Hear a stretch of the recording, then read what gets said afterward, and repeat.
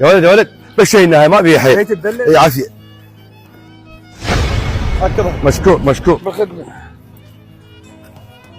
حسن شلون الموبايل؟ نزلها يا معود شايلها على راسك، هو خوش موبايل هذا حتى بدون رمز. اقول لك ها صورة اخوي، شو اسوي بتليفونه هنا؟ اكيد هذا الولد يعرف شيء على اخوي، خلنا نروح له.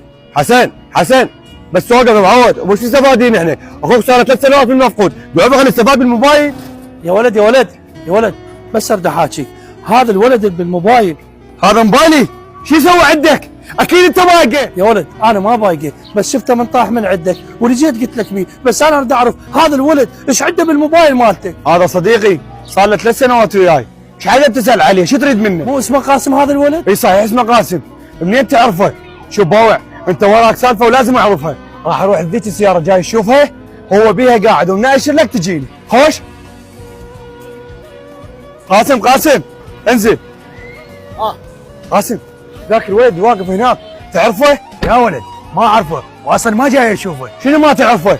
شو طلع صورتك وطلع اسمك ويقول بالاسم جابك، سولف لي، انت ضام علي؟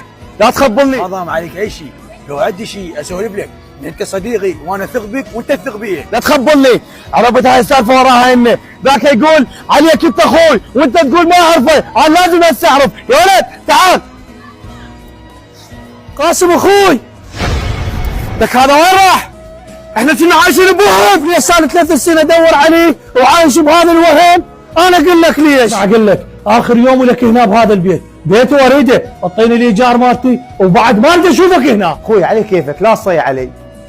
هذا ايجارك مال 3 اشهر وبس عفني بالبيت، لا تطردني. عائلتي وين اوديها؟ وين اروح بيها؟ هاي الفلوس مثل ما قلت لك، وبعد ساعة اروح وارجع، اذا القاك بالبيت غراضك اتشرن بالشارع، عرفت لو لا؟ بعد عليك دعوه مال واحد فقير ومحتاج، ان شاء الله كل عمرك تقضيها بوحد. الا بسبب هذا الولد ظلمت اني.